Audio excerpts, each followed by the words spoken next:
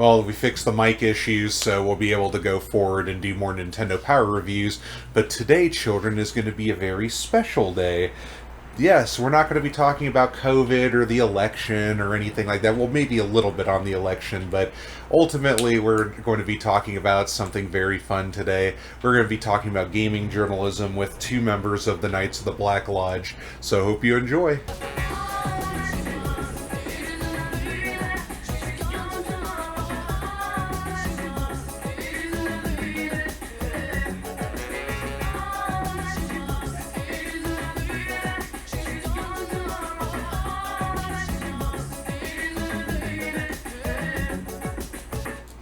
Alright, well, there you go. This is Gray Fox 37. And Pikachu 23. And today we're going to be talking about game journalism. And it's basically going to come directly from everybody's favorite game reviewer site, which is Kotaku. That, and I use that loosely, of course. Before we get to that, though, and you guys probably already know what article I'm going to be referring to, but I figured might as well put some deeper insight into it. Beforehand, just a quick heads up. Everybody's doing A-okay. I got a new car, so I'm very happy about that. We've been doing some cruising and some trips. I'm going to be going up to Vegas to see the folks come around Thanksgiving, so super excited about that. And just been having a good time with the friends, and work's been, going fast and quick, so still working from home and permanently going to be doing that, so that's great. Anything you wanted to add, Pikachu? Not really. Not really, huh? Nope, not really. You kind of already said everything, so not really. Yeah, it's been pretty laid back in the desert, and nothing really extreme's been happening around our neck of the woods, fortunately. But who's to say that won't change? Well, moving on. Obviously, bummed out about Trump and everything like that, but. Ultimately, I mean, the Republicans have the Senate, so basically the Dems can try any of their stupid, idiotic plans that they may have in the meantime, like the Green New Deal and whatnot. I kind of just have to point out a few ironies. I love how everybody's like, now it's time to heal and everything. Right, after we caused so much destruction and chaos and even created our own autonomous zone, now we can actually heal. Yeah, we're going to pick this time, and now the COVID vaccine miraculously just comes out of nowhere now that Biden's been elected. As for the voter fraud thing, I mean, who knows? I don't leave anything to chance, and I don't consider it a not a possibility. Obviously, there's been some evidence with it, but obviously they always call it crackpot conspiracy theories and all that junk, but. You try to bring up the Russian collusion, it's like, there was evidence of that, and then it's like, some people are even saying, yeah, but it wasn't Trump himself doing it, so, Russian collusion was meddling through social media, but it wasn't Trump that was behind it, that people were trying to manufacture, so that's what some people are actually saying in defense, so, but, it's just a battle of, I'm right, you're wrong, and vice versa, and it's just not going to get any better. But unfortunately, we hired a mental midget, basically, and a slut into office, so congratulations. I guess it's... I wouldn't say it's the first time we've ever elected a mental midget, and I don't know if it's the first. I mean, we've always elected horny bastards in, but it's congratulations to Kamala Harris for being the first slut vice president. So, or I'm sorry, president, because we know Biden's gonna unfortunately pass probably within the first year. Yeah, but, that's our puppet mistress over there. But we'll see what happens. I mean, heck, maybe they do find some meddling, some actual meddling, like maybe it's 100% proven it's not swept under the rug or, swept aside or anything, and it actually turns out to come about, and then, all of a sudden it's like, well, sorry, but Trump's getting a second term, and then we'll see, like, more snowflakes melt. But I'd love that, but, yeah, I'm deeply concerned about all the things we read that they're gonna change and all this other crap. Oh, let's basically just undo everything Trump did. Who built the cages, Joe? I mean, it's true. It's true. We gotta mention that. I mean, basically now, though, we have to celebrate because now that Biden's been elected, COVID's miraculously disappeared and doesn't exist anymore. And then also racism's been completely cured. I mean, even my mom said that a friend of hers was all saying that, now we we don't have to be afraid of going outside anymore. And it's like, what are you talking about? Biden's just a man. He's not a scientist or anything. And then I loved how he in his address to the nation, I was talking about, we're going to bring science back to America. It's like, yeah, but we're still going to be killing unborn children, and we're going to be allowing 8-year-olds to get their dicks cut off and all that good stuff. Yeah, science. All right, really excited. I'm super excited that our newest president is mentally ill. Yeah. Dementia, and I find it ironic that back when he lied about his education, like being in the top tier of his class and everything, like the media back in the 70s just tore him a new one, basically. Like they really let him have it bad when he was lying about his graduation from Delaware, and they were just harping on him. But now he's the darling, and so it's funny, like Trump's said some bullshit before, but everybody harps on him. But Biden said so many lies, but yet it's like, oh, you can't. It's okay. Like you can't use things from the past, but you use things on the past for Trump so many times, or like Hunter Biden's not running for president. It's like, so what? You're harping on Trump's family for doing all these awful things. Yeah, it's just it's selective hatred. That's what it is, basically. And Biden says the most ridiculous and outrageous things, but yeah. But yeah, well, we'll see what happens. Maybe the voter fraud doesn't get swept under the rug, or unfortunately they just say, oh, there was no voter fraud, and things of that nature.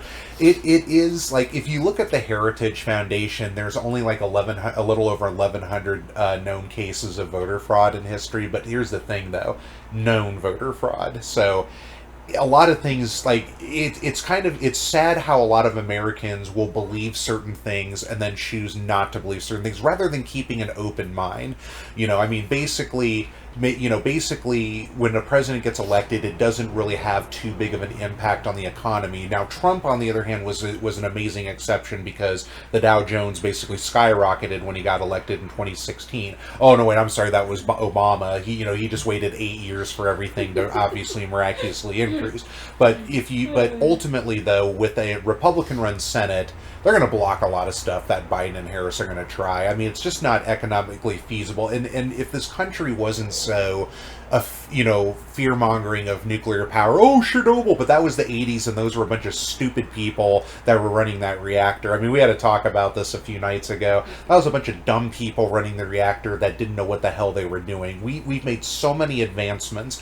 And then the other key thing is that my friend actually even mentioned was, when you get into the field of research for, splitting the atom and whatnot, and also being able to run the power, you learn from your mistakes by implementing things of that nature. We've already done things like with wind and solar, but we haven't learned from our mistakes, which is basically making it cost effective.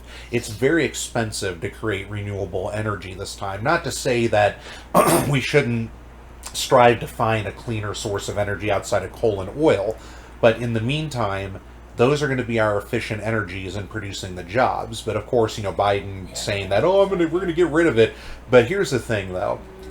Every politician lies. Do you honestly think... So you have to ask yourself, is Biden really going to do that, though? Is he really going to make all these promises come true? Or is it just going to be like a stagnant... I think the only thing he's really going to do, my prediction is, the only thing I think he's really going to do is just reinforce the ACA and then force people to pay taxes on it if you don't have health insurance, or if you refuse to take it, which is, again, unconstitutional. But we'll see if they block that.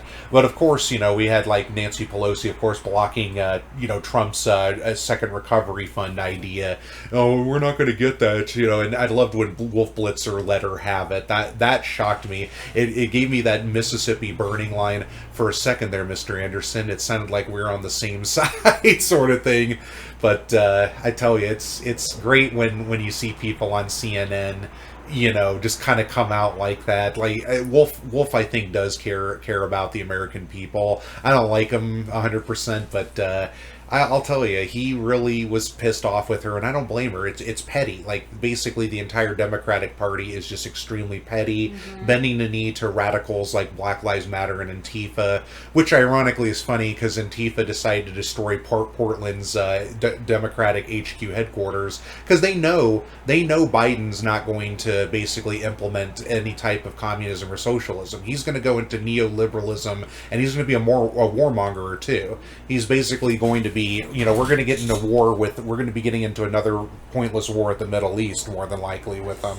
That's just a downside of it. But again, these are just simple predictions from a 38-year-old white evil male. Yeah, you're so evil. Thank you. So, I mean, that's just what I think. I mean, I'm angry. I know I don't sound like it. I'm angry. I'm angry about it. I'm sad, and disappointed about it. I mean, I'm not going to be like some melting snowflake, which the left is like stealing that term. It's like, come on, you guys have got to come up with your own thing. But, they're just like, oh, we're going to use the memes against you and everything. It's like, right, because you can't create your own, your own witty or clever comebacks. Yeah, they're not creative. They only know how to scare people. And they're also like taking Pepe memes and using them against like right wing people. And I was just like sitting there, and they're cringe. They're like super cringe. There's like barely any out there. I mean, there's a few like Trump jokes that make me laugh, but there's barely any like left memes out there that have any sustenance. A majority of the time, they're like a paragraph or two, and it's like a meme's supposed to be an ironic joke, not some like lesson to activist lesson to punch you in the face with, basically. Yeah. So, but anyway, now we get to the we'll get to the topic at hand today. So, obviously, we talked about gratuitous diversity in video games before, so we've done that. Now, I'll kind of start by saying this. I was a subscriber to PC Gamer back in the 90s. My grandfather would send them to me. I became a subscriber in my high school years. I really loved the magazine. Like, I just, the 95 to 2002 were really the golden years of PC Gamer, in my opinion. It was just great reads. I mean, the funny thing is they had adult ads in it for like video games like Virtual Valerie and Seymour Butts. I remember seeing an ad of a Canadian bear, and then there was this like naked or like half naked woman wearing a Mountie red jacket with like nothing underneath and like holding her head and giving a smile, and then he had like this big old grizzly bear, next to her, and the game was like called Seymour Butts 2. And I'm like, oh, so they made a sequel to it. And then like Virtual Valerie was of course like that spherical type of CG, like when it first came out and everything. I mean, Japan of course mastered CG, and now everybody's starting to make like use of SFV, still motion, or the SFVs and everything like that. And I tell you, I mean, they've come far. Like even amateur artists are doing well with it. But back then, like Japan of course owned it, basically, especially in their hentai games, obviously. But I digress there, basically. So it was a great read. They even had like, so usually they'd have basically editor comments at the end. So you would see like one person who was devoted to role-playing games, one person devoted to shooters, one person devoted to action adventure, which sadly adventure games were starting to die in the late 20th century, unfortunately. But I mean, today, if you play them, they're fascinating games. Like full motion videos, I remember those were big in the mid 90s, especially when, quad speed CD-ROMs came out. And they even had a war editor, like this old guy, I forgot his name, but they had a war editor that would comment on things like Panzer General, Steel Panthers. I mean, great article, great read. You would see what geeks would look like back then. I mean, they did wear like they looked like an angry video game nerd, basically. Clean collared shirts, pocket protectors, glasses, dorky little haircuts, or they would wear like sweaters, or like kind of like loud sweaters, or kind of like loud shirts or checkered shirts, things like that. And but they were clean cut, they were looking neat.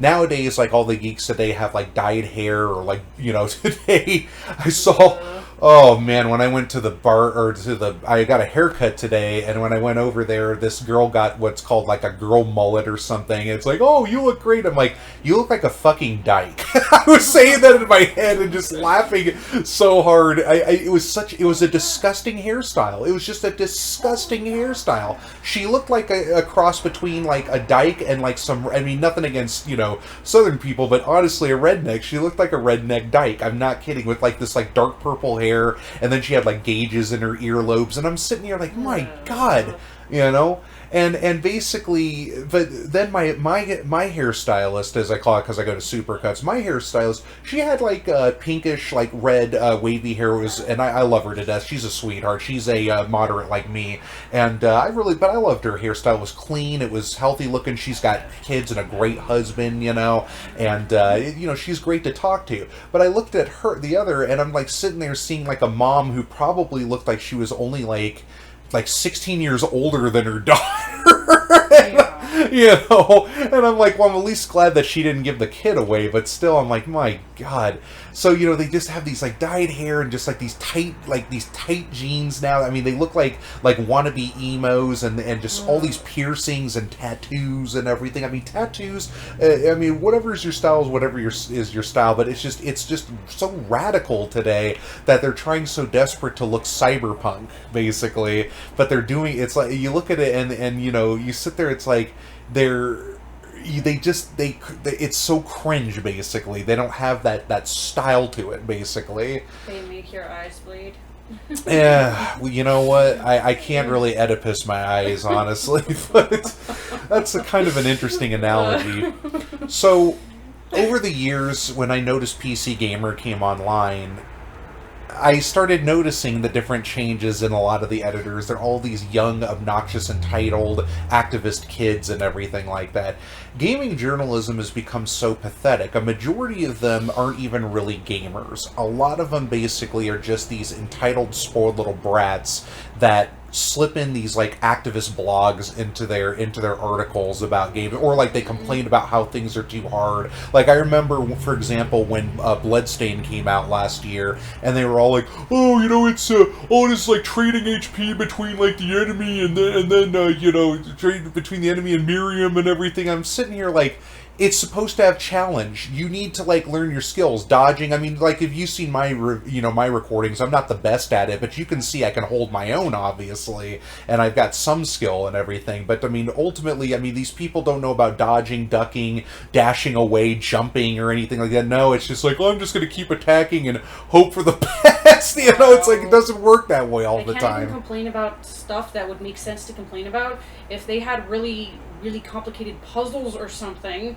and they couldn't figure them out because they're either stupid or it's too hard. That at least would be something. But, I don't want to train. Well, that's kind of the whole point. Yeah, video games are supposed to be fun, but they're not always supposed to be easy. There's got to be some challenge to them. I mean, they have recruit difficulties and everything, and I like to run that with Pikachu to show story and everything like that. But even then, they can be challenging, especially if you're not in the right place at the right time. Like Black Ops is merciless, for example. But I'll tell you, it's basically like when they were reviewing Sekiro Shadows Die Twice. That's meant to be a tough, challenging game, and they were bitching and crying and moaning about it. It's like, well, get good, get good, like it's the GITGUD, get good sort of thing. And then I kind of laugh and I'd be like, if these kids played like Rainbow Six today, it's just like, there's no health bar, there's no recovering health. It's like, hey, it's realistic. 1 to 2 hits and you're dead. Basically in that game. So you got to learn how to implement strategy and flashbangs and rules of engagement orders and everything. That's why I loved games. I mean, the 90s were the golden years of games, basically. I mean, all the innovation was coming out, and then it got basically today. There's been a few innovations, but a majority of it has been so watered down. Looking at you, Diablo 3, and it's just really sad and pathetic to see. So basically, I see the PlayStation 5 got reviewed by Kotaku, and all of a sudden, a friend of mine posted the article about it, and I was reading over it, and all of a sudden, I'm like, and this is what I mentioned on the Facebook page. Do you honestly think the PlayStation 5 review was solely about reviewing the console or reviewing games? Nope. Again, if you're not good enough to get into Vox or BuzzFeed or Mother Jones or any of these other ridiculous quote-unquote journalist sites, what's the next best thing you do? You go into your current video game job and input your fucking blog activism right smack dab in the middle of an article. And then after you implement the activism, you go onto social media and tell people that you made lots of people mad and you salivate and masturbate to it. Figuratively speaking, of course, but it's just so fucking funny. I mean, I found the Twitter. I found this dude's Twitter page, and he was like, "Oh, gee, I guess it kind of made me mad. The right people mad. The right people mad." You see, this is what I'm talking about. This virtue signaling bullshit, and we're going to get to the deeper analysis on that. But I'm going to read these brilliant snippets that I took from it. I had this written down, so. Okay, so the chap's name is Ian Walker. So this guy basically he looks like a total cuck. I'm just going to say that right away. So basically, PlayStation 5, the Kotaku review. Now I'm going to be honest with you. I think the PlayStation 5 looks really ugly. It kind of looks like a bigger version of an external hard drive when they used to be big before they became like pocket size. Oh, the big ones. Yeah, it looks like it looks like twice. Yeah, it looks like twice the size of an old external hard drive, and it's got like this kind of like black looking interior sandwiched between two white rectangular panels, and so it kind of looks like this like big old tape recorder or something. That's just the way I look at it. So here we go. So it starts off, so he starts his masturbation off by basically stating, "I'm sitting at my desk staring at the PlayStation 5 looming over my media stand. Entertainment center, quote unquote, is a little too grandiose for the small piece of Target furniture that holds my gaming stuff, and wondering how the hell I'm going to review this thing." So I kind of sit there and I'm thinking, Target, huh? I'm thinking like Target, huh? So basically, you hate corporations, but you buy from corporations. That's the first thing I think, because I'm basically under the belief that and I might not be wrong, but I'm under the belief that a lot of Kotaku people are socialists. But anyway, here's this is the second paragraph here, mind you. "How would my boss, whose various PlayStation 4 reviews I've skimmed several times so as to glean some insight into what I should cover, review this thing? How can anyone at this very moment in time review this thing?" So all of a sudden, you start getting that feeling, are you going to start giving a fucking lecture? Is this what we're really going to go into? I thought this guy was reviewing it, not his boss. No, he's reviewing it. You know what I mean? How this sounded. So then I'm just saying like, oh boy, here we go. But does it really matter? This review has spent. So I mean, he goes into reviewing the console and everything like that. So I don't really give a shit about. I'm not a console gamer, so I don't give a shit about it. If you guys like playing consoles, I mean, I like the Switch, so I'll give it that. I'm into like innovative or like pocket things because I grew up with the Nintendo personally, and Pikachu was a GameCube fan, so we do love the Switch, but we're not like super duper advocates of it or anything. We're the master race. But anyway, this review has spent 3,000 words talking about the PlayStation 5, which is the most I've written about anything. Oh, good for you. You learned how to write more than like 100 words, huh? That's awesome. "It's as good a video game console as there's ever been. The combination of ultra high-end definition video, increased frame rates, high-end graphics techniques like ray tracing and lightning fast SSD, so that's cool, make it feel like the real deal next-gen successor to the PlayStation 4. And if you're not ready to give up on previous console, PlayStation 5 library runs a vast variety of PlayStation 4 library, with many of those games receiving upgrades to fidelity, frame rate, and loading times." So that's cool that the console is back gen and will actually improve upon back gen PlayStation 4. So that's pretty neat there.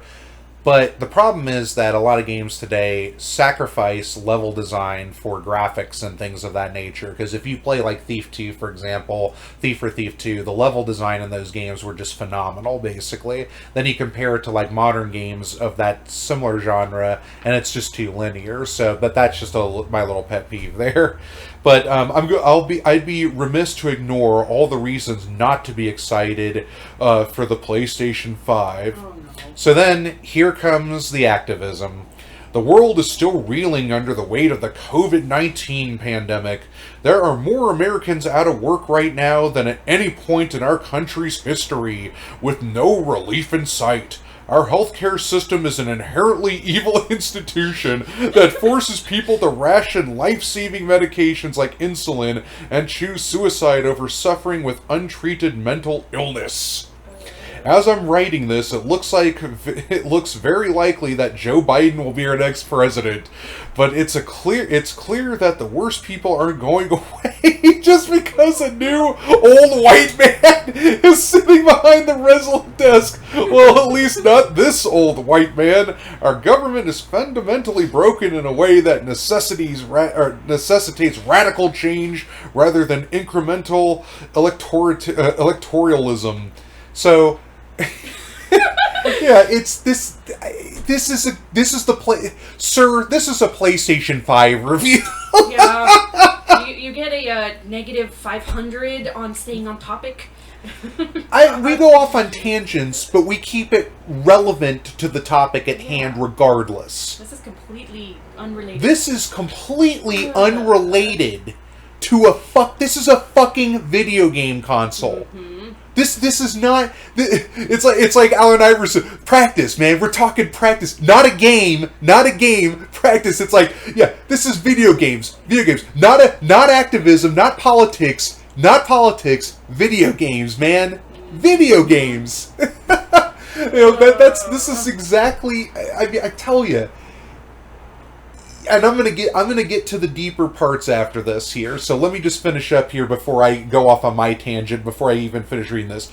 So, the harsh truth is that for the reasons listed above and more, a lot of people simply won't be able to buy a PlayStation 5 regardless of supply, or if they can, concerns over increasing austerity in the United States and the growing threat of widespread political violence caused by radicals who, communist radicals, mind you, widespread political violence supersede any enthusiasm about the console's SSD, or how ray tracing makes reflection. See, he's beating off to his supreme delusions of grandeur. He is just totally masturbating in this whole fucking article. That's not to say that you can't be excited for those things. Oh, gee, thank you so much, Ian. I was really worried there for a second that me taking pleasure in something during bad times was going to hurt your feelings there. My God. I certainly am on some level, but there's an irrefutable level of privilege attached to the ability to simply tune out the world as it burns around you.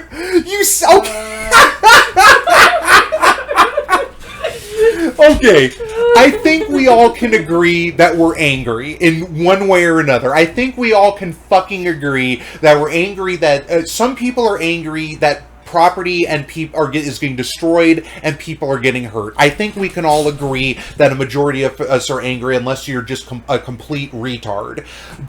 And I think a lot of us are pissed off that, majority of us are out of work. I mean, I get it. It sucks. Here's the thing, though. What do you do if you can't really do anything outside of preparing for the worst? What else can you do in the meantime? Do you sit back and just wallow in self-pity? Or do you take your mind off it? Video games are escapes into different worlds. They're coping mechanisms even. And there's nothing wrong with that. As long as you balance life with fantasy, you're fine. If you know the difference between fantasy and reality, you're fine. These people don't know the difference.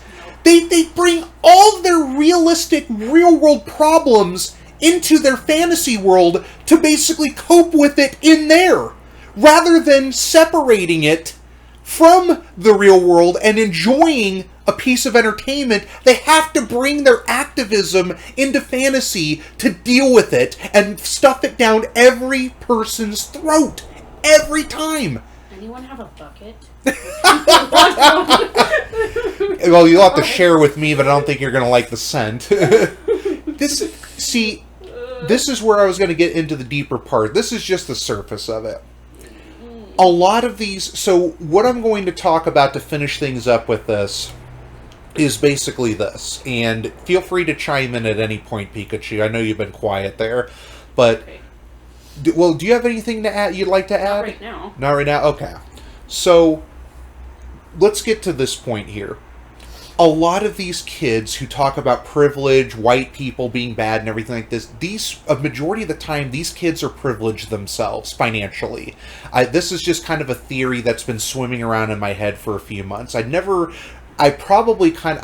remember a lot of my recordings, unfortunately, but I do remember specific topics. I remember we took the white privilege test, but I don't know if I really kind of delved deep. Yeah, that was great. That was a great day there. So a lot of them, a few theories I have are basically this, of idiots like this. When you grow up, I come from money, for example, so I had a very comfortable childhood. My brother did too, and, we had, my dad was an officer in the Army for 20 years, my mom taught for 22 years. My parents knew how to save. It had nothing to do with their skin color. They were raised to work hard, just like I was. And what we did was, I never felt guilt. Like, I felt bad about things that happened in the world, but not to the point of extreme guilt. Like, I basically would cope with... I got picked on in school, a lot. I didn't have that many friends. But when I would come home, hanging out with my brother, who was my best friend, going on vacations, playing video games, creating our own college football and basketball league, hiking, biking, camping, you name it, that was my coping mechanism for the horrors that were school for me. I didn't really have things easy to my senior year in high school. But ultimately, though, that's how I coped. That's how I dealt. Just being able to experience things like that, to know that in the future, there's good things out there that you can use to overshadow the bad things. That's how I basically progressed. And then I realized that I would have to gradually work my way to get to those points because I'd be on my own. That's what my parents taught me, and that's what I did. I didn't work out the way I expected, but I still managed to make it work, and I'm quite happy. Pikachu comes from a hardworking family as well. Yeah, I guess we would have been considered, I don't know if it's just regular middle or upper middle class, I'm not really sure, because I didn't really You're middle pay class. attention to that type of thing. My mom was a med tech, and my dad when I was a kid, he worked for that Abbott company in Casa Grande. Anyways, so I'm the oldest of three sisters. When first time we got a video game console, which was the GameCube, I would play that for hours and hours at a time when I wasn't doing school. I didn't get bullied all the time in school, but I didn't have a lot of friends because they usually lived too far away, and I couldn't drive to go hang out with them or do whatever because my parents were working all the time and stuff. So yeah, I either was doing stuff with my sisters or playing video games most of the time. So, Pikachu basically, Pokemon kind of became a big part of my life. And that's the reason why Pikachu carries the name, obviously. Yeah. But you see, these were constructive and entertaining and fun ways to cope. You can't let the burdens of society get to you all the time. It's okay to be angry, it's okay to be mad, but when it converts to the level of basically your emotions becoming actions upon them, that's when it becomes a problem. So the point I'm getting at is, what happens if you grew up from financial privilege and then all of a sudden you decided to make it destructive? That's the point I'm trying to make. I honestly think a lot of these kids grow up bored. I think a lot of them grow up bored, and possibly their parents never spent enough time with them, or they might have been only childs even. I mean, these are, like I said, these are just theories, but ultimately, when you're given something that you don't work hard enough for, you feel no sense of accomplishment. I mean, believe me, I love receiving gifts, and it makes me feel good. I also want to work hard and earn things, and that's going to help as well. But ultimately, I think these kids get so bored that they feel there's a void that they have to fill in their lives. So when they see that they have all of this money and all of this comfort, they basically see it as a problem. And because they see it as a problem, they feel that they need to go out and do something about it. There are constructive ways to do that. You can join so many volunteer organizations out there that actually help communities. You could learn to even become a doctor, for Christ's sake. Save lives. You have to start somewhere to become something. You don't get anything like at the snap of a finger, which a lot of these kids just demand today. The American dream is pretty much dead, and they think it's the boomers' fault. They think it's the boomers' fault, but it's not. It's just this hedonistic. We entered into a hedonistic society with a lot of Gen Xers that basically came in. And then all of a sudden that was seen as privilege all of a sudden. So these millennials today just don't want to have fun or anything. All they want to do is preserve rather than maintain. And, well, preserve and maintain go hand in hand, but more so in the terms that they want to take radical extremes to try to preserve and maintain, as opposed to basically using things that already work. And that even goes for the economic and political structure of society. So rather than developing a skill and earning merit, they start finding things about themselves to try to cope and make them feel special. Their sexuality, their skin color, things of that nature. Things that they feel separate them and make them allies and unique. It was kind of like when I watched a video on this homosexual gentleman who basically was stating that he was sick and tired of people saying, "Oh, we've got a lot in common just because we're gay." It doesn't work that way. It does not work that way whatsoever. It's like, oh, well, the heterosexual's the norm and everything. Yeah, but we don't go around saying like, "Hey, hello, my fellow heterosexual friend. How are you doing today?" He, him, or things like that. We don't do things like that. What we do, like normal thought process. What you do behind closed doors is your business, or whoever you want to share it with. Who you sleep with is your business, or whoever you want to share it with. Forcing it on people and using that as I've said so many times before, to vindicate your existence is pathetic. It's pathetic. It's not. I'm not saying it's wrong to sleep with. It's not wrong if you're a guy sleeping with guys or a girl sleeping with girls. I'm not saying it's wrong, but it's pathetic if that's all you have to show that makes you quote unquote special. Yeah. Like I said, they develop no skills. They get guilt by association, so they start developing a guilt by association. They feel that because they have all this comfort and money, they feel that that's wrong and wicked and evil. So rather than going out to earn their own lifestyle, they decide to basically make other people who are comfortable with their living feel bad. And they take it upon themselves to basically make others feel horrible, or do virtue signaling, like in this article, to be like, "Oh, I can't enjoy my life because there's just so much pain and sorrow going on." Go back to the Princess Bride. There we go. Go to the Princess Bride. Oh. Life is pain. If anyone says otherwise, they're selling something, and lo and behold, but it's true. Yeah, it's true. Go back to your safe space. It's very, very true. Life is full of pain. But that doesn't mean it's all pain. Life is meant to be enjoyed, not endured. Yes, we do have to endure with a lot of things, but that shouldn't strictly be your struggle unless you so choose to make it yours. But in that end, that's your choice. You can't shove your choice on other people. That's fascism. Yeah. You can't force people to think the way you think. You can't force people to change their minds. That is fascism, pure and simple. Which is pretty much when people say, "Oh, Antifa's, communists and everything." It's like, well, yeah, but they also employ fascist techniques. They force you to change your mind, or they force you to bend knee. That's a form of fascism. That's what they're saying. But yeah, they're not strictly.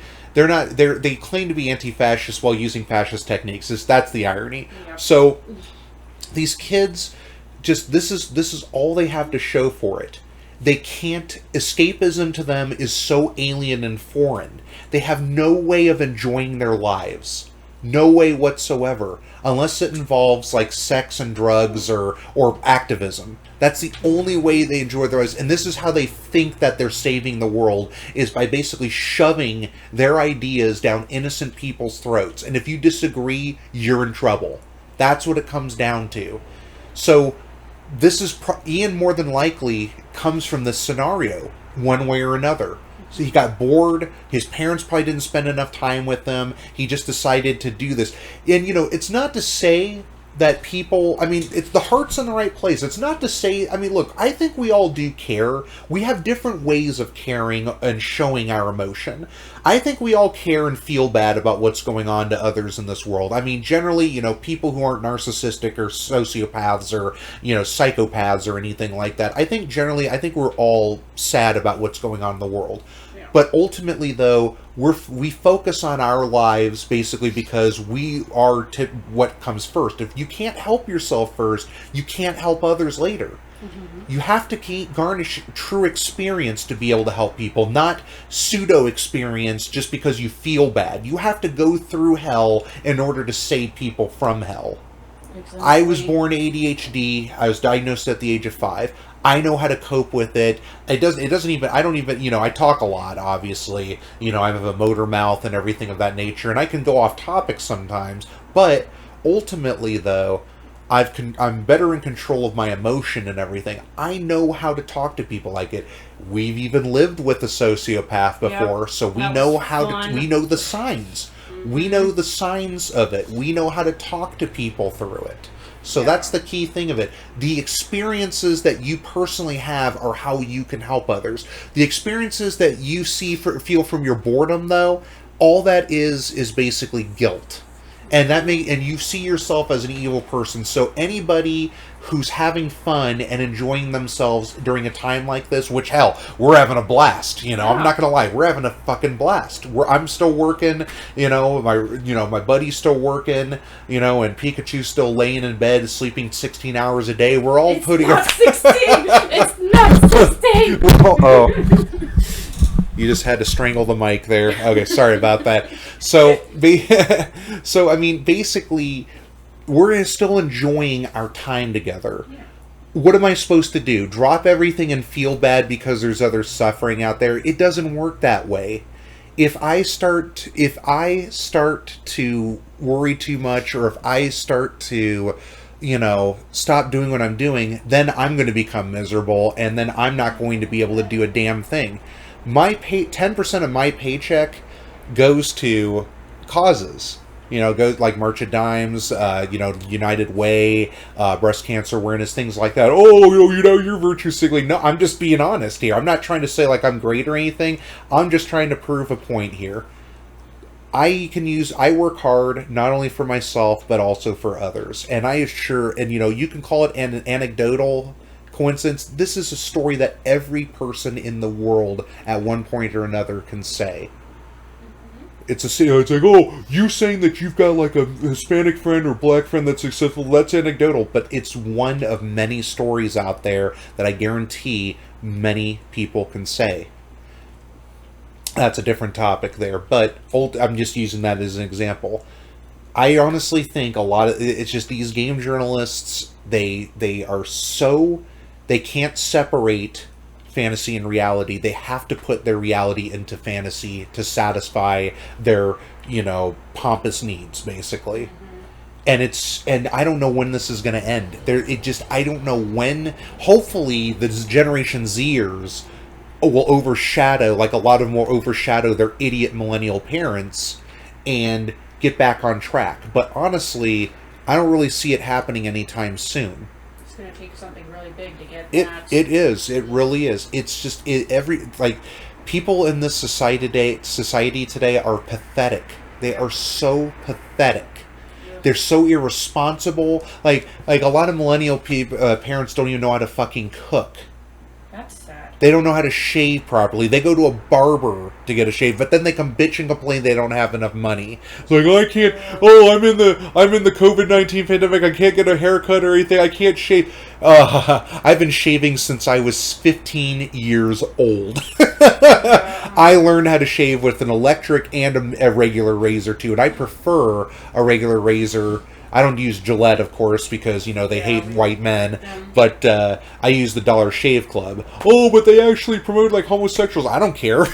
They didn't make...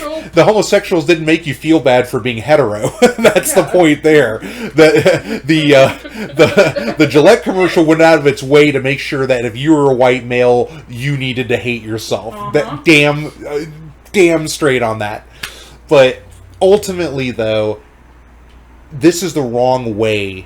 If you really want to make a difference in this world, writing your activism into video game articles is not the way to do it. No. It's sad, it's pathetic, and you can say oh, I made the right people angry. Well, you know what? Technically, he's right. He did. The people who are sick and tired of this fucking SJW crap being instilled upon entertainment. No one cares. No one cares about who you sleep with or anything of that nature. Get the job done. Yeah. Focus on saving the world from the aliens, the character development, the struggles you go through, the building or the rise or fall of a character. That's what we care about. Yeah, if this had been me reading this review on my phone or my computer, listening to it, whatever, you get the idea, I would have probably stopped after the first paragraph. Not because the first paragraph was necessarily insulting, but because I am bored. This doesn't even... I'm bored. It's boring at that point. This That's doesn't true. show anything about the console. This, oh my god, look, you spat out your life story on this thing. Yeah, well, that's not helpful because it doesn't really explain anything about your console. But Pikachu, the article then goes into all the stuff that the PS5 has. Yes, a little bit of specs and nothing else useful. Thanks so much. And it's not to say that Ian doesn't know what he's talking about when it comes to the specs and everything, but why, that's the problem though. Why should be putting specs near the end, probably. Why Anyway. why couldn't he stick to just reviewing the console and leave it at that? You could have done it like this. Oh, there's 6 new games that I've tried from it, and this one, and this one. And maybe explain a little bit about each of them and how the new system and all the frames and all the other stuff changes playing those as opposed to previous things on the other one, the 4. Whatever. You could have done so many different things with this, and you just sat there and word vomited a bunch of shit we don't even fucking care about. That's good. Because it's not relevant to anything. I like that. I like that, Pikachu. Yeah, right? I like that. That's awesome. I really like that. It says something when I don't normally read anything like this, and this irritates me. Because, really? God, I'm looking up right now. I'm looking up right now, trying to find the tweet real quick here, because I really want to read through a lot of the replies here. So we're going to end the video basically by just kind of reading some replies to his basically to his article there and everything, because he just thinks he's so so super hot and so super special. Oh yeah, super special, awesome somehow, apparently. So, what kind of plans do you have for Thanksgiving there, Pikachu? Well, we're having it at my parents' house this year. My dad's relatives are here in Tucson, and my parents live in the Phoenix area, so that'll be fun. And, one of my sisters has a custody situation where the kids get moved around, and we have all of the kids this time too, so there's that. Ugh, jeez. There's gonna be 5 this year. Ooh. All under the age of 7. Ooh. Yeah. So that's about it, really. That's all I know for the moment. Babylon B put out a really funny. I'm still looking here, sorry, but Babylon B put out a funny post about Trump identifying himself as a woman, so that way Kamala Harris could say that she wasn't the first female president. I thought that was hilarious. That's just gold satire right there. Yeah. Yeah, pretty much like Mom's made like her famous stuffing, which I can't wait to eat like a pound and a half of, and then also we got Mom's got a nice big turkey all set up, and she's gonna make a pumpkin pie. Funny story about that. My mom was all. I remember when my mom was all telling me like, I didn't think you liked pumpkin pie, and it's like, of course I love pumpkin pie. Since when? And then I had to reply, since you made it every single Thanksgiving. I mean, I love apple pie, but yeah, like pumpkin pie. Like my favorite pie is key lime pie. I really, especially tart key lime pie. They make it really well in Florida, by the way. So that is like primo, pie right there. So, and I'm sorry, I'm like scrolling through like a shit ton of articles and possibly porn right now. So. Wow. Oh, should I explain that funny text I got yesterday? Yeah, go ahead. This is great. I don't remember. It was this really awkward email address, but I got this weird text message from an email address that said, go click on this, blah, blah, blah. And so I went to go look just to see what it is. I didn't answer it because it looked kind of suspicious. And it takes me to a thing that says, these are, how did it word it? These are like single women and desperate housewives or some crap, and they'll be showing nudist pictures and stuff. And I'm like, we got a couple problems here, person. First of all, I would expect you to send this to an actual guy. I suppose I should be kind of flattered, but for the stereotype thing. Don't let Pikachu trick you. She loves MILFs. Sure I do. That was actually what was in it. So. And then here it you're is. sending something with a bunch of pictures to a blind person? I'm confused now. And then here's the worst part. Like, they're talking about MILFs, but then they send a picture of like some like flat-chested girl, and I'm just like, come on.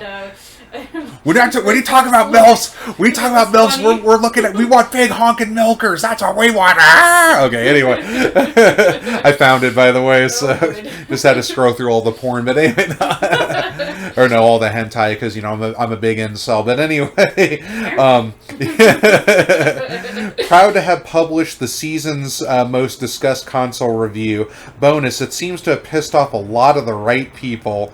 So, Christina 2 Electric Boobaloo, which is a really, she's actually a pretty cool transgender, I'll tell you that. She's like the right people who want a console review when someone, or people who want a console review when someone reviews a console, basically, yeah. And, here we go. This is great. Can you do a review of the new Xbox, but halfway through start weeping into your keyboard about how being a games journalist is really, really hard? Love the coof. That's awesome. Then DOA Momiji is all sends this one GIF. You're on borrowed time. I love that. This cuck praised it, so I'm not going to read that. Yeah, so McMole2 goes, sure, the world is in a bad state right now. However, lecturing people about that and making customers feel guilty for purchasing the console is pretty poor practice. Gee! It's funny that we were talking about that there, Heaven forbid you have fun, during a bad time. You got to, like I said, it's all about coping. It's like, like how we're coping about Trump's law. But, like I said, that's still up in the air and tentative. I mean, honestly, it's, I'm not going to let it get to me big time. We'll see what happens, but I'm angry, but we'll see what happens ultimately. I'm angry too. So, let's see here. I'm just kind of reading through. That's another cuck. Let's see. Twiggy goes, if I wanted a bunch of political and doomsaying crap, I just scroll through Twitter or watch mainstream media. I go to gaming sites to escape that, and wanted to see what Kotaku thought of the PS5. Sorry. But instead had more politics shoved in my face. Congrats, Kotaku, for pushing gamers away. Yep. Let's see here. Tenchi Miyoko writes, it's been used as an example of the failure of gaming journalism. Journalists are using it as proof that gaming journalists make them look bad. Yeah, pretty much. Can't say, Ursa Doom goes, can't say I'm pissed off, just perplexed by your smug blog post at the end of the review, right? Yeah. I mean, at least he saved it till the end, but still, you saw at the beginning of the article that something was just going to come about, basically. So, Cyberduck, which has a cool Donald Duck avatar, goes, you dumb fucking cretin, you fucking fool, absolute fucking buffoon, you bumbling idiot, fuck you. Simple words from a simple duck. The right people, quote-unquote. Alpha Beta Ed goes, the right people, quote-unquote, is a veiled excuse for, quote-unquote, I did a stupid thing, and now people are criticizing said thing. That's brilliant. Nothing more than an attempt to shift blame. Yeah, it's called goalpost moving. I mean, anybody who's left-leaning pretty much does it. So, let's see here. That's another cuck.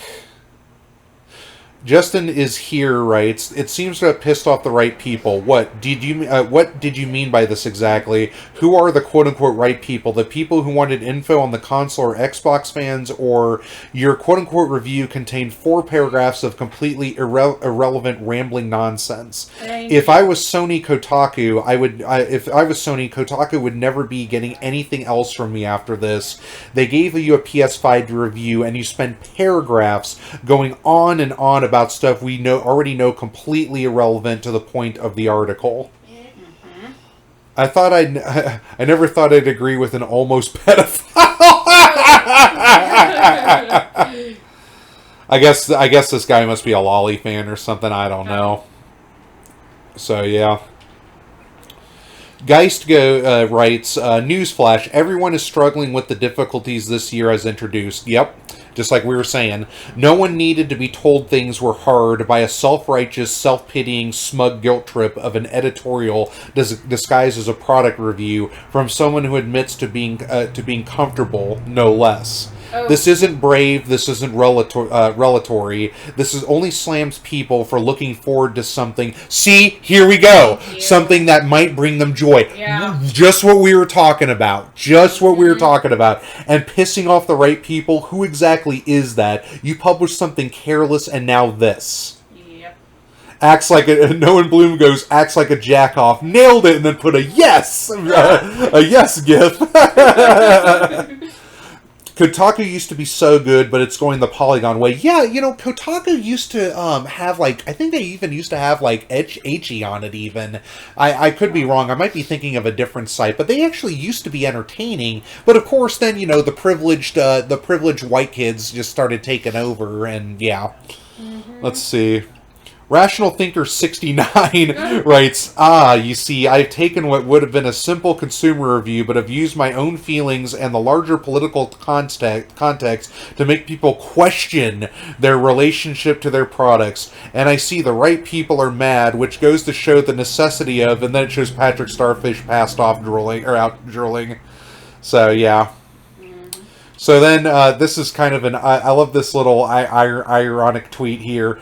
Random Schlub goes, every Trump tweet gets tens of thousands of replies, ergo Trump tweets are good. That's pretty funny. Fluffy Boy goes, proud to have published the season's most discussed console review. Bonus, it seems to have pissed a lot of people, or pissed off a lot of the right people, and then it shows a clown sitting at a desk. That's great. It seems to have pissed off the right people, says Ransbear, and then it shows the crying troll face hiding behind a smug mask. I love that meme so much. So let's see here. Not SD says, nah bro, I'm on the left and it pissed me off too. I don't like being lectured about the current political climate in video game reviews. If you want to write political commentary, there are other outlets available. You don't need to force them into unrelated topics. Wow! Yeah, I think a lot of us have been saying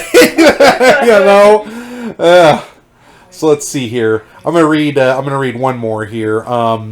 So let's. Oh, okay. Here we go. The Chad says, "Yeah, this stupidity and contempt for our hobbies is what happens when geek culture doesn't gatekeep hard enough, right?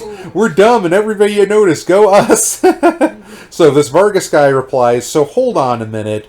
Bonus, it seems to have pissed off a lot of the right people. Are we the right people, Steven? International readers who only wanted to read an unbiased opinion about the PS5 and instead have to put up with U.S. politics? When did Kotaku become a political website? Don't you have sister sites for this stuff? And racially motivated too, since your writer complains about the color skin of the person in power. Man, I remember when Kotaku was my overall favorite gaming site. I could not wait to read it every day. And now everything has to do with politics, but not just politics, your politics, American politics, because fuck the rest of the world, right, Steven? We probably live in some mud hut in some tree and wear loincloths while sacrificing virgins to the elder gods." So then somebody goes, "Nobody fucking cares, bro." Vargas replies, "Well, I do. I used to like this website when it was about gaming. If you don't care, that's cool, dude. I guarantee a lot more people than you'd think I care as well." Yeah, there's a lot of people who are replying to this, so obviously they care. Blake's just being a douchebag. Your opinions are not important. American liberals demand diversity and decolonizing of white spaces, proceed to tell the whole world how they need to act and think. They are basically the old pro-USA Reagan, pro-Wall Street douchebags of the 1980s, but with less morals and more hypocrisy. And it's true. A lot of, back in the 80s, I mean, hey, I liked Reagan personally, and, Wall Street, there's nothing wrong with, saving for your future. I get there's corruption and everything, but this guy is right, basically. They still had some morals basically with them, in terms of family and things of that nature, but he's right, there's more hypocrisy with it, so he's absolutely right there. Let me see if I can find if there's any other juicy tidbits here, and let's see. Podcast Now replies, "The right people is stupid to anyone. You claim that if we can't separate the world burning and games, we're messed up, when in reality it's the other way around. Complete garbage review." And we were saying that too. Again, there's nothing wrong with being comfortable. I'm sure all of us feel bad for what's going on, but we deal with it in our own different ways. This person clearly, though, wants to jerk off about it to his own unwanted self-importance. Yeah. So basically, there you go. And then finally, I'm just going to read this. The Jude, who has a My Little Pony avatar, "It's pissing off a lot of the right people because this man is mentally ill and he needs to see a doctor ASAP. And we're overly concerned you're exploiting the mentally ill. That's wrong." So, yeah, there you have it. I mean, we all knew this already. I know that there's been tons of reviews on, people's choices for media and everything of that nature, and game journalism and everything like that. Since we never, kind of hopped into it or anything of that nature, we basically decided, there's just already so many fucking people out there that are talking about the election, so many people, getting in depth about COVID and, voter fraud and everything like that. I didn't really want to talk about that. I felt this would be a more entertaining topic, but kind of shine light onto where I think these journalists are coming from.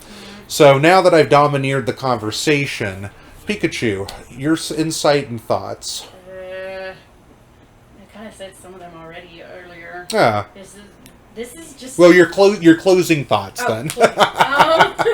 See, that's a good little robot. Here's a treat. No, I was kidding. Don't confuse me. I want some shrimp, actually. Anyway. Honestly, if this is gonna be the current and future of this type of review, I'm gonna stay away from it entirely. I don't care if there are good ones out there. If most of it's gonna be this, keep it away from me. Seriously. Do you think there's ever gonna be any relief from SJW PC bullshit? Probably not. Do you think it would happen do you think it's going to happen way later up the road? If we're very, very lucky. Yeah, I kind of feel the same way. Very, very lucky. I kind of feel the same way with that there. Yeah. What got you into gaming? Like, why do you play video games? kind of like I said, didn't have a lot of friends as a kid, so it was kind of another outlet from being lonely, especially once my sisters discovered their own friends and stopped hanging out with me as much. So it kind of just became, this is how I get out of this part sucks and something to do, and yeah. Yep. I mean, video games can be addictive, and it's not a point in your life that you should get to, but at the same time, though, it's a coping tool. It's a way to enjoy things in life. It's a way to pass the time, and, what can I say? Yeah. Well, that's it for today's video. We'll be doing the next Nintendo Power video that'll actually have sound, so so that'll be good there. So we'll be probably doing that maybe Saturday. We'll probably do that there. Hey, hats off to Notre Dame upsetting number 1 Clemson. I screamed my lungs out. I was in tears. It was just it was incredible. So I'm going to tell you a funny story about that. So after the turnover on downs, after Skoranek unfortunately dropped that pass, Pikachu was like, I don't want to watch this anymore. And there's 2 minutes and 18 seconds left. It's like, yeah, it's pretty much over. All they got to do is kneel the ball and everything like that. So we went to go pick up our friend from work. So all of a sudden, I look at my phone while we're in the parking lot, and I'm looking at the little CBS symbol, and I'm like, yeah, that sucks. It's the game's over. It says Clemson 33, Notre Dame 33, and I'm like, what? They're going to overtime! So a friend came in, we went over and got some food. I was listening to the game on my brand spanking new Bluetooth system that I didn't have to get custom installed. And we were just getting excited. So, basically Clemson scored on the first play and we were laughing. It's like, yeah, they made it too easy. But then Notre Dame scores back to back. So we were happy. So we get all of our groceries and food inside, and we come in and we see Clemson's quarterback getting sacked twice, throwing an incomplete pass, 4th and 24. I'm like, Pikachu, they might do it. So she comes out, back up, pass, flicks it back, then it's stopped on the ground. Yes! I'm just screaming my lungs out, just laughing. Yeah, it was great, and I couldn't believe finally Brian Kelly, in the first time of his career at Notre Dame, beats a top 5 opponent. Beats an elite team at long last. Next, we need to win a major bowl, or we need to win it all, baby. Mm-hmm. And I've got faith for the future now for it, basically. Notre Dame's had back-to-back-to-back 10-win seasons. I mean, there's no doubt about that. However, the quality of them, isn't as good as the Holtz era or the Persigan era, for example, things of that nature. So even the Divine era, and that's why I had problems with it. It's like, okay, it's great to be posting these good records, but we can't even win a major bowl. We haven't won a major bowl since 1994, which was the Cotton Bowl against Texas A&M. Every major bowl since then we've lost, and we've pretty much gotten embarrassed in them. But we can win those gimme bowls, like the Camping World Bowl last year. But this year, I mean, Clemson's going to be at full strength come the ACC Championship. They're probably going to be mad as Hornets, and they're probably going to crush us, more than likely, at that point. But the key thing is that regardless of Clemson being shorthanded, they're still an elite unit, regardless. They still have an elite team with them. And their backup quarterback even proved it. He threw for over 400 yards against a good Notre Dame defense. Yeah, and now I believe Notre Dame has an elite defense, because they held Clemson to a majority of the time to field goals. And, and basically, we still have our red zone problems, obviously. And Boston College, unfortunately, is looming next weekend, and we've got to be careful. So there's these little things. We can't have a 93, after beating number 1 slump. We're the number 2 team in the country. We've got a target on our back. I can just hope Notre Dame wins next week and Alabama loses. But unfortunately, the Alabama-LSU game got postponed, so I was like, damn it, because of COVID and everything. So damn it. And LSU sucks this year, but still it would have been one of those things where it's like, oh man, LSU pulling off an upset and helping Notre Dame there get to number 1 so we can light that number back on the administrative building for the first time in 8 years. That'd be awesome. So the future's bright regardless. The future's looking bright. We'll see what happens for the rest of the season. I'm hoping that Notre Dame gets in the playoff. I think they've got a chance. Basketball season's around the corner. Arizona's got a super young team, but I'm excited to see what the international talent can do. I don't know if Coach Miller is going to be around much longer, but hey, Jason Terry, the stud and star himself from the 97 national championship team, is the assistant head coach. And who knows, maybe he might have a Steve Kerr coming out party. You never know. That'd be awesome. But yeah, so future reviews, we're definitely going to do our Nintendo Power. So we've got that. We might get together and do a couple of more topics to do. Not sure what we're gonna. We do need to finish Secret of Mana up. I haven't forgotten the Secret of Mana, but we do need to finish Secret of Mana up.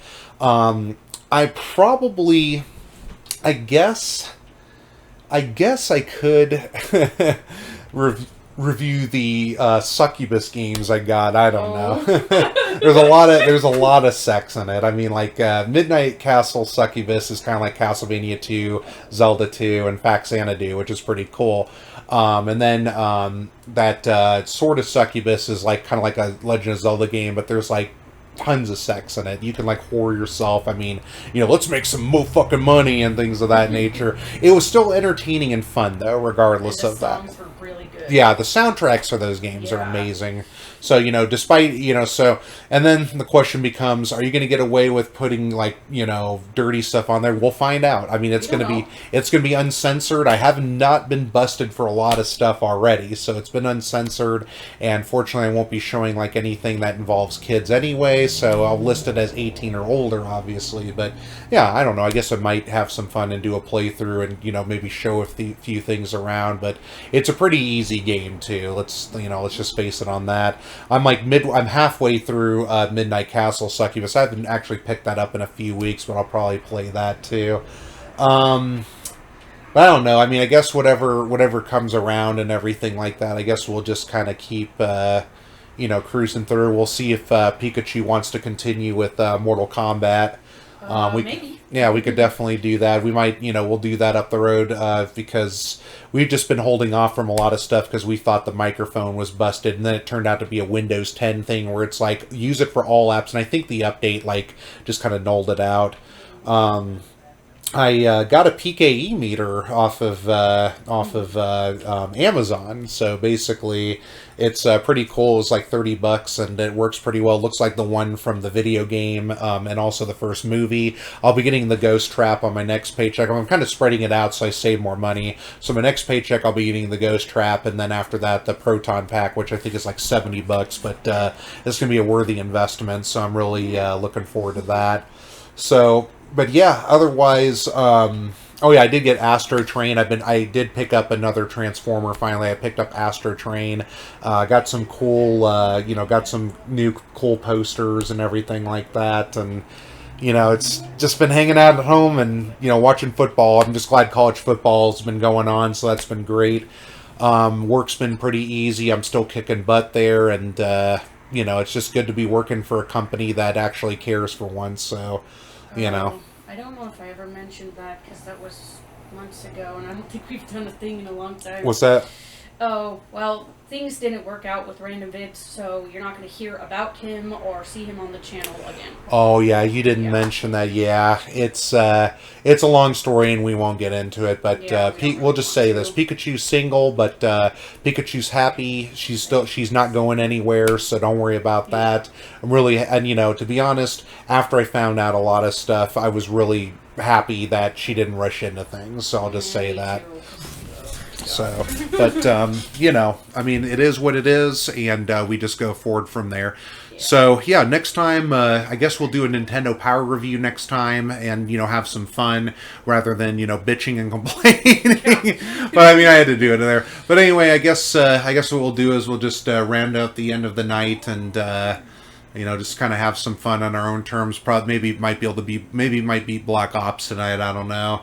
And, get we don't have much of that game left. Yeah, just we're on the ship part now, so and then maybe we'll get some grub. I don't know. But anyway, hey, thanks a lot for joining us. Sorry for not there being like a lack of videos, but I'm glad we could definitely have some fun tonight. This is Gray Fox 37 and Pikachu 23, and you guys have a good one. Peace.